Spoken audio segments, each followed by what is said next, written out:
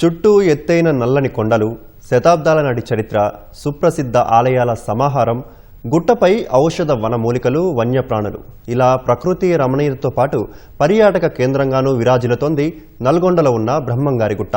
2 తెలుగు రాష్ట్రాల నుంచి నిత్యం వందల సంఖ్యలో భక్తులు కాలినడకన నడుస్తూ కొండ ఎక్కుతుంటారు.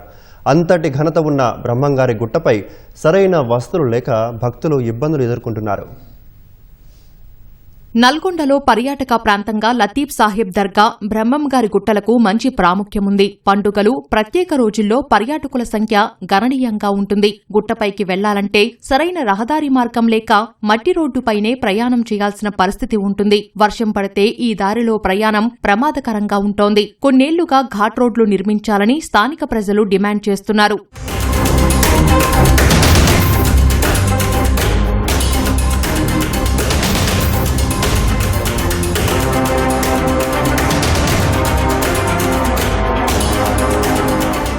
స్థానిక మంత్రి కోమటిరెడ్డి వెంకటరెడ్డి ప్రత్యేకంగా చొరవ తీసుకుని ఈ ప్రదేశాలను టూరిజం హబ్ గా మార్చడానికి R&B శాఖ నుంచి ఘాట్ రోడ్లు నిర్మించేందుకు అనుమతులిచ్చారు. బ్రహ్మంగారి గుట్టలను కలుపుతూ మునుగోడు బైపాస్ రహదారికి అనుసంధానం చేస్తూ 140 కోట్ల రూపాయలతో 5 కిలోమీటర్ల మేర అత్యాధునిక ఘాట్ రోడ్ ఏర్పాటు చేసేలా ప్రతిపాదనలు చేశారు. నిధులు కేటాయించి పనులు ప్రారంభించేలోపే అనివార్య కారణాల వల్ల పనులు తాత్కాలికంగా నిలిచిపోయాయి. అనంతరం ప్రారంభమైన నత్తనడకన సాగుతున్నాయి.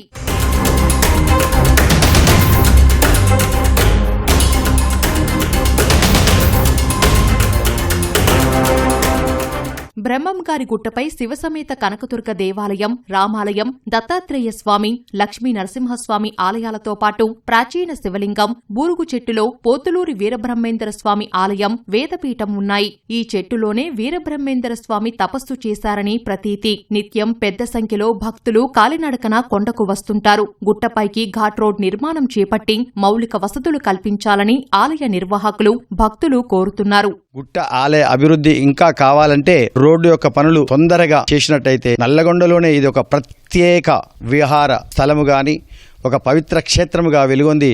ఇది రెండొక అరుణాచలముగా వెలుగొందుతని మా యొక్క ఆశయం కోరుకుంటున్నాం.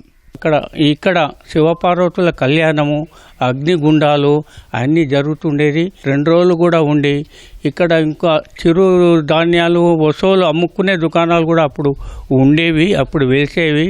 అప్పుడు నల్గొండలో చాలా జనాభా కూడా మొత్తము ఇక్కడికే వచ్చేవాళ్ళు. ఈ గుట్ట మీద అప్పుడు సత్రాలు కూడా ఉండేది, 5-6 సత్రాలు. అప్పుడు చుట్టుపక్కల వాళ్ళు కూడా కొంచెం మానసిక వ్యాధులు అటువంటి వాళ్ళు వచ్చి ఇక్కడ దర్శనం చేసుకొని ప్రదర్శనలు చేసినచో వ్యాధులు తగ్గిపోయేవి. అంత అభివృద్ధి చెందిన ఈ ప్రదేశము ఇప్పుడు చాలా తగ్గిపోయింది. దానికి ముఖ్య కారణము ఇప్పుడు రోడ్డు సౌకర్యం లేదు. ఈ రోడ్డు ఉంటే ఇది మటుకు చాలా అభివృద్ధి చెందుతుంది. ఇది ఒక దేవాలయం కాకుండా ఒక టూరిజం ప్లేస్గా కూడా అభివృద్ధి చేయాలని ఈ నా సంకల్పము. ఈ నల్గొండ పట్టణంలో నడిబొడ్డున క్షేత్రంలాగా వెలిసినటువంటి బ్రహ్మంగారి గుట్ట అనేది తపోవనంలో పక్కనే ఆనుకొని శివాలయం ఒకటి హిస్టారికల్గా 1000 ఏళ్ల కింద ఏర్పాటు చేయబడడం జరిగింది. ఇక్కడ రాజులు పరిపాలించినప్పుడు ఈ కొండ మీద ముఖ్యంగా 100 నెమళ్ళు ఉన్నాయి, పైన ఉన్నాయి, కిందకి 100 పుట్టలు ఉన్నాయి. చుట్టూ 11 కిలోమీటర్స్ రేడియస్లో ఉంటుంది. ఇది మినీ అరుణాచలం లాగా గిరిప్రదక్షిణ చేస్తారు కూడా చుట్టూ వీలు ఉంటుంది. ఎక్కువ మహిళలు, పిల్లలు ఎక్కడం దిగడం, బండ్లు పోవడం, మెయిన్ ట్రాన్స్పోర్టేషన్ చాలా ఇబ్బందిగా ఉంది. మెయిన్ వాటర్ కూడా చాలా ప్రాబ్లంగా ఉంది. ఇటు సోర్స్ చుట్టూ నల్గొండ నడిబొండ రిజర్వాయర్ ఉంది. చుట్టూ నల్గొండ టౌన్ అంతా వాటర్ ఉంది, కానీ కొండ మీద వాటర్ లేదు. పక్షులకు మెయిన్ నెమర్లకు జాతీయ పక్షులు ఉన్నాయి. మరో అధికారులకు విన్నవించినాము, ఇంత రెస్పాన్స్ లేదు. మెయిన్ భక్తులకు రక్షణ, తాగునీరు, రవాణా వసతి ఏర్పరచాలని కోరుతున్నాం. అది ఒక ఏనుగు పాదం చెట్టు. ఆ రోజు తపస్సు చేసినటువంటి అప్పుడు ఉద్భవించినటువంటి చెట్టు చాలా విశిష్టంగా ఉన్నది. ఈ రోడ్డు సౌకర్యాన్ని, నీటి సౌకర్యాన్ని, ఈ రక్షణ యొక్క సౌకర్యాన్ని చేసినట్లయితే ఇది ఒక చాలా ఇంకా ఆధ్యాత్మిక కేంద్రంగా వెలుగొందడానికి ఇంకా అవకాశం ఉంది. ఇక్కడ ముఖ్యంగా భక్తులు తండోపతండాలుగా భక్తులు వస్తున్నప్పటికీ వారికి భక్తుల యొక్క సౌకర్యార్థం మంచినీటి వ్యవస్థ ఏమాత్రం కూడా లేదు. రోడ్డు మార్గం అస్తవ్యస్తంగా ఉంది. భక్తులు ప్రతి నిత్యం కొన్ని వందల సంఖ్యలో ఇబ్బందులు పడే పరిస్థితి ఉంది.